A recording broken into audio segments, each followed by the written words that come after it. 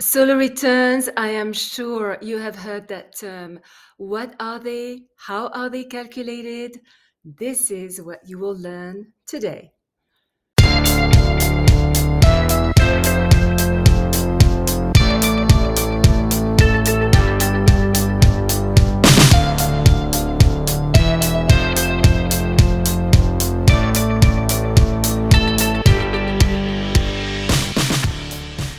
Good morning, bonjour. Welcome to my channel where we talk about all things astrological, topics that are little known or completely misunderstood, as well as the cycles we are going through right now. My name is Michelle Karen. I have been an astrologer since the age of 14. I know it's a long time. I hold a master's degree in philosophy from the University of Geneva, Switzerland, on the works of Carl Gustav Jung. I have a diploma from the Faculty of Astrological Studies in London. I am the author of Astrology for Enlightenment, published by Simon & Schuster, New York, as well as the Attuned to the Quantum Oracle deck, my latest baby. Links below.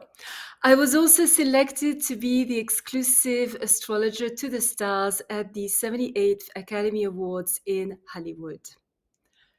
Solar returns. We have a birthday every year, you know that. But you may not be aware is that we also have a cosmic birthday based on the day and the time the sun returns to exactly the same position it was occupying at birth. Let us say that on the date, time, and place you were born, the sun was at 27 degrees 12 minutes Taurus. The day of any given year when the sun in the sky returns to exactly 27 degrees 12 minutes Taurus is the day and the time of your solar return. This can happen on the actual day of your birthday or a day later or a day earlier, depending on where in the world you are spending your birthday in relation to where you were born. You know that in order to calculate an astrological chart, we need three things: the full date, month, day, year, the time, AM, PM, and the place, city, as well as state or province and country. Based on this information, a picture of the heavens is drawn that gives the astrologer the positions of the planets in the signs and the houses from which to derive interpretation. We now have the date and the approximative time, but you may notice that we don't have the location.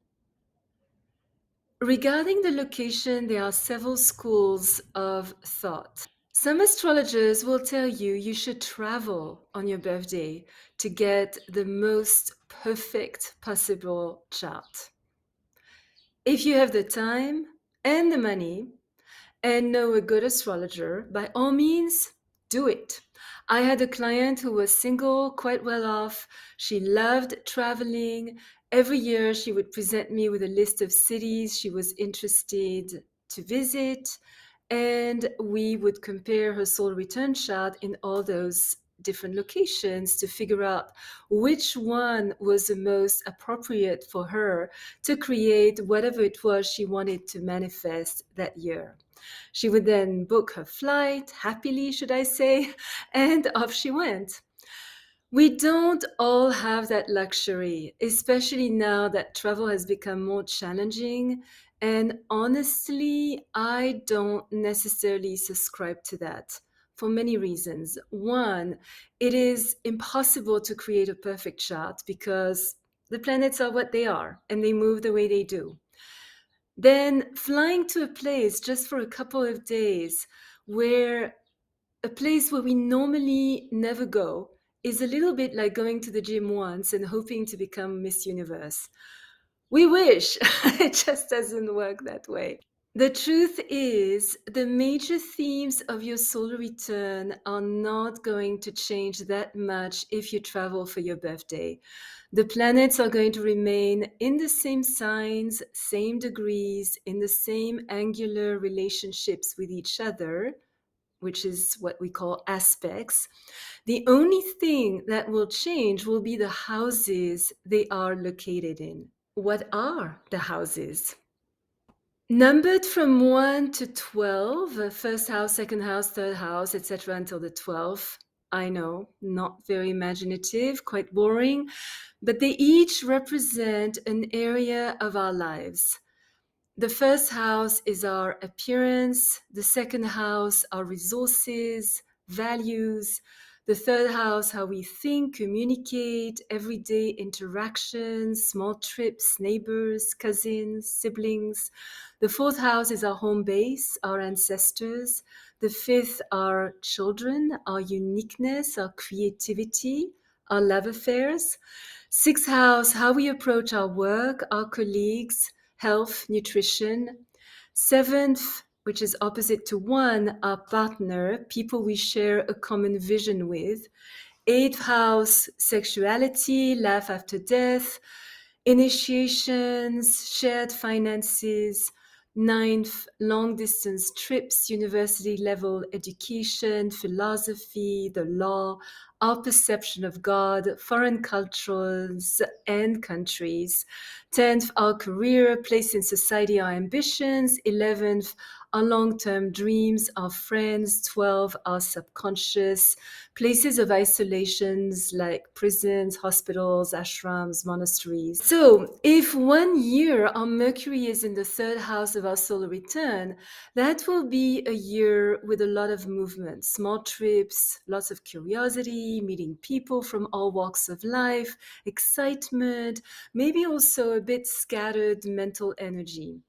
If it's in the fifth house of our soul return, children, love affair will keep us mentally busy. We could decide to write a novel that we've been thinking of forever. If it falls in the seventh house, there could be lots of talks with our partner, maybe short trips with him, her, a lot of reorganization of what our marriage means to each of us. You get the picture. But the sign Mercury is in will not change no matter if we spend our birthday in LA or Timbuktu. And that will color our communications for that particular year as well as our relations with others. 1 year, I was giving a conference in Dallas on my birthday, even though I only have been in Texas a couple of times. That year, I calculated my solar return for Dallas. But I also looked at my chart in Phoenix, where I live most of the year, and in Helsinki, where I was born. And where it happens that I also spend a lot of time in Finland on a regular basis. Now, if you were born in a city to which you never ever return, then I would skip that calculation. That year, my main chart was calculated for Dallas, where I happened to be, as well as Phoenix and Helsinki, where I was going to be the rest of the year. And it was interesting to see where all three intersected that gave me the main themes of the year. Now that we have the date, the exact time, which became exact because we have the location, we can calculate our year chart. It will indicate the strengths, the weaknesses of the coming year, give us the major themes we're going to go through, what we should be careful of, as well as what we should look forward to, or what we can look forward to. That solar return chart is valid for 1 year from our birthday on any given year to our next birthday.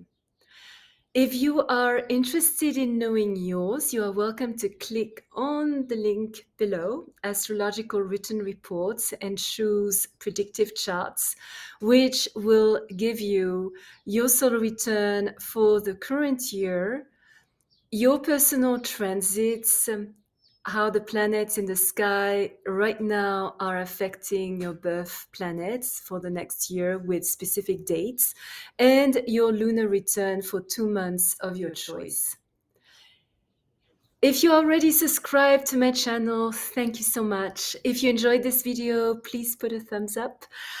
Consider subscribing and hitting the bell to be notified when I upload a new video once or more a week. Your comments are most appreciated. If there is any topic you would like me to develop, please let me know in the discussion section below. Remember, always choose your battles and walk in beauty. Thank you for watching. Until next time, bye.